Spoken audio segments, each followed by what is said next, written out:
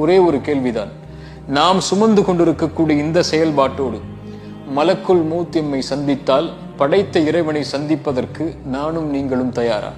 என்ன தொழுகை இடத்தில் இருக்கிறது, என்ன ஹலாலான காரியங்கள் இடத்தில் இருக்கிறது, அல்லது எவ்வளவு ஹராமான காரியங்களை நாம் செய்து கொண்டிருக்கிறோம், என்ன நேர்மை இருக்கிறது அல்லது என்ன நேர்மையற்ற செயல்பாடுகளை நாம் செய்து கொண்டிருக்கிறோம். இந்த நிலையில் தொழுகை இல்லாத நேர்மையற்ற ஹராமான காரியங்களை செய்து கொண்டிருக்கக்கூடிய, படைத்த இறைவன் விரும்பாத காரியங்களை செய்து கொண்டிருக்கக்கூடிய சூழலில் மரணம் வந்தால் என்னாகும்? ஒருவேளை இஷாவை தொழுகையை தொழாமல் நீங்கள் உறங்குகிறீர்கள், மலக்குல் மௌத் நீங்கள் தொழாமல் உறங்கிக் கொண்டிருக்கும் போது உங்களை வந்தடைந்தால் மறுமையில் எந்த நிலையில் அல்லாஹ்விற்கு முன்னால் நிறுத்தப்படுவீர்கள்?